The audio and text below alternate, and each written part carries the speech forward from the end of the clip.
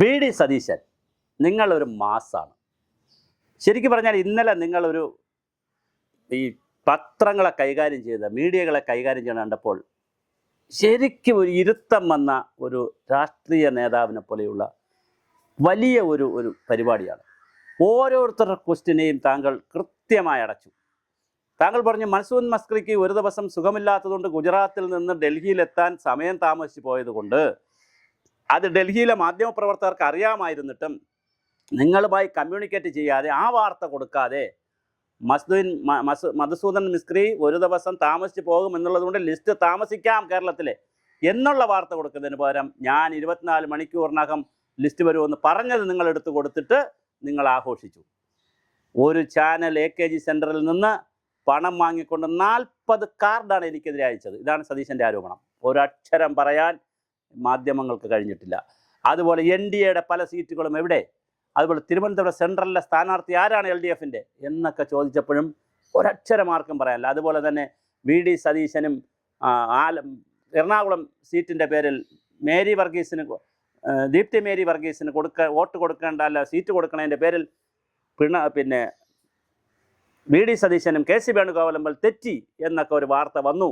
അതുപോലെ K സുധാകരന് seat കൊടുത്താൽ ഞാൻ പ്രതിപക്ഷ സ്ഥാനം രാജിവെക്കും. ഇതെല്ലാം നിങ്ങൾ ഉണ്ടാക്കിയ ഉഡായിപ്പ് കാർഡുകളാണ്. അതുപോലെ തന്നെ ബിഗ് ടി വി ഒരു തറ TV ആയി മാറിയിരിക്കുകയാണ്. സാധാരണയാണെങ്കിൽ റിപ്പോർട്ടറാണ് തറയെന്ന് വിചാരിച്ചു. ഇത് അതിനേക്കാൾ കൂതറയായി. കാരണം സുജയ പാർവതിക്ക് ഈ എന്താണ് റിപ്പോർട്ടർ TVയുടെ കുറച്ച് പ്രേതം കൂടെ കിട്ടിയിട്ടുണ്ടെന്നാണ് തോന്നുന്നത്. എന്താണ് കാണിച്ചത്? ദീപ്തി മേരി വർഗീസ് NDAയിൽ പോകുന്നു, BJP പോകുന്നു കാടിറക്കി.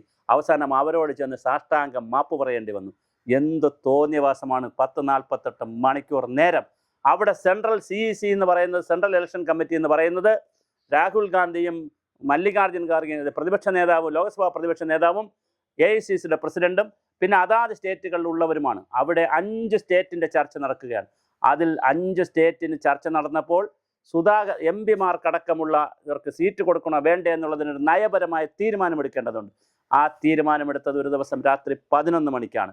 അപ്പോഴാണ് കമ്മിറ്റി കൂടിയത്. ആ കമ്മിറ്റി കൂടുന്നതിന് മുമ്പ് തന്നെ ഗോദാവരിയുടെ അടുത്തുള്ള റിസോർട്ടല്ല ഗസ്റ്റ് ഹൗസിൽ സുധാകരൻ ഉണ്ട് എന്ന് പറഞ്ഞിട്ട് എന്തുമാത്രം വാർത്തകളാണ് കൊടുത്തത്. സുധാകരൻ BJPക്ക് പോകുന്നു, NDAക്ക് പോകുന്നു, സുധാകരൻ രാജിവെക്കുന്നു, സുധാകരൻ വേറെ പാർട്ടി ഉണ്ടാക്കുന്നു, സുധാകരന് വേണ്ടി 15 പേർ മത്സരിക്കുന്നു.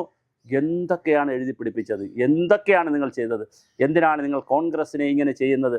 നിങ്ങൾ ഇടതുപക്ഷത്തോട് ചോദിക്കുന്നുണ്ടോ? NDAയോട് ചോദിക്കുന്നുണ്ടോ? BJPയോട് ചോദിക്കുന്നുണ്ടോ? നിങ്ങൾ എന്തിനാണ് ഇത് ചെയ്യുന്നതെന്ന് വളരെ കൃത്യം പോയിന്റ് സതീശൻ ചോദിച്ചായിരുന്നു. ഒരക്ഷരം ഇല്ല. കിളി പോയി പിന്നെ വേറെ എന്തൊക്കെ പോയെന്ന് എനിക്കറിയത്തില്ല. അത്രമാത്രം മോശമായ രീതിയിൽ മാപ്രാസിനെ കൃത്യമായി വി ഡി സതീശൻ കൈകാര്യം ചെയ്തു. വളരെ കൃത്യമായിരുന്നു വി ഡി സതീശൻ്റെ ആ ഒരു ഇടപെടൽ. അതുപോലെ തന്നെ ഏഷ്യാനെറ്റിൽ കൊടുത്ത ഒരു ഇൻ്റർവ്യൂ ഉണ്ട്, വിനു ബി ജോണിന് കൊടുത്തൊരു ഇൻ്റർവ്യൂ ഉണ്ട്. വളരെ കൃത്യമായി ട്രാൻസ്പോർട്ടിന് ഫ്രീ കൊടുക്കുന്നത്, സ്ത്രീകൾക്ക് ഫ്രീ കൊടുക്കുന്നത് ഉൾപ്പെടെയുള്ള കാര്യങ്ങൾ എങ്ങനെ പ്രാവർത്തികമാക്കും എന്നുള്ളതിനെ സംബന്ധിച്ച് വളരെ കൃത്യമായ ഒരു ആക്ഷൻ പ്ലാൻ പോലെ വി ഡി സതീശൻ സംസാരിച്ചു. ശരിക്കും പറഞ്ഞാൽ വി ഡി സതീശൻ ഒരു പ്രതിപക്ഷ നേതാവല്ല, എന്തായാലും ഒരു പ്രാവശ്യം മുഖ്യമന്ത്രി ആകേണ്ട വ്യക്തി തന്നെയാണ്. കാരണം അദ്ദേഹം ഒരുപാട് കാര്യങ്ങൾ ചെയ്യുന്നു. എന്നിട്ടും മറ്റൊരു കാര്യം കൂടി നമ്മൾ മനസ്സിലാക്കുക. ഈ വി ഡി സതീശൻ ഈ ഗ്രൂപ്പിനെ കുറിച്ചൊക്കെ പറഞ്ഞല്ലോ.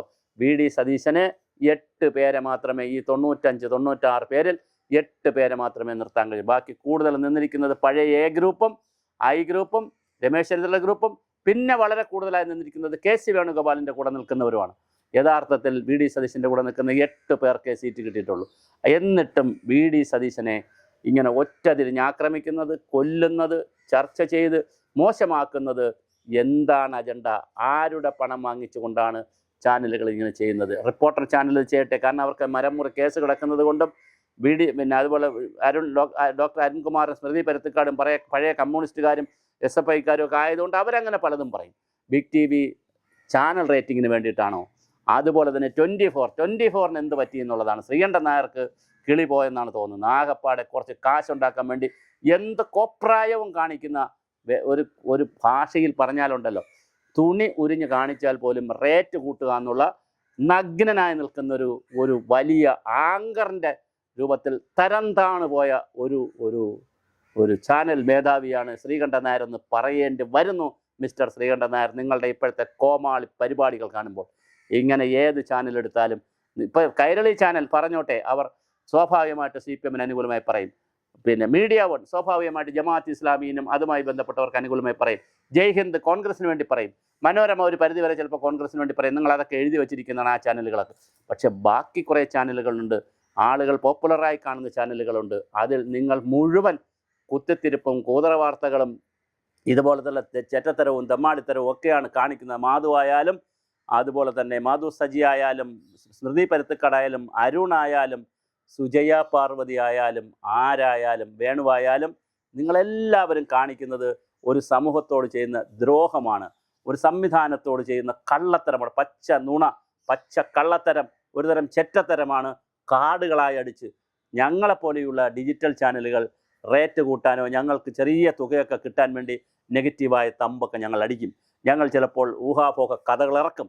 കാരണം അങ്ങനെ മാത്രമേ ഡിജിറ്റൽ ചാനൽ മുമ്പോട്ട് കൊണ്ടുപോകാൻ കഴിയുകയുള്ളൂ, യൂട്യൂബ് മുൻപോട്ട് പോകാൻ കഴിയുകയുള്ളൂ.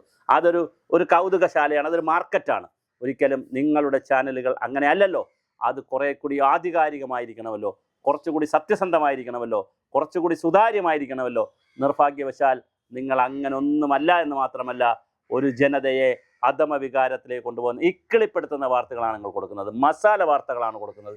രാഷ്ട്രീയത്തെ നിങ്ങൾ ഇല്ലായ്മ ചെയ്യുന്നു. ജി സുധാകരനെയൊക്കെ നിങ്ങൾ എന്തോ ഒരു രീതിയിലാണ് ജി സുധാകരനെയൊക്കെ അവതരിപ്പിക്കുന്നത്. എന്തോ ഒരു പാതകം ചെയ്തു ജി സുധാകരൻ എന്നുള്ള നിലയിലാണ് നിങ്ങൾ അവതരിപ്പിക്കുന്നത്. അങ്ങനെ ഓരോരുത്തരെയും പിന്നെ അതുപോലെ കെ സുധാകരൻ ആകപ്പാടെ അയാൾ ഒന്നോ രണ്ടോ പ്രാവശ്യമാണ് മനസ്സ് തുറന്നത്, അല്ലെങ്കിൽ മാധ്യമങ്ങളോട് സംസാരിച്ചത്. അതിനെ വച്ചിട്ട് എത്ര സ്റ്റോറിയാണ് നിങ്ങൾ ചെയ്തത്.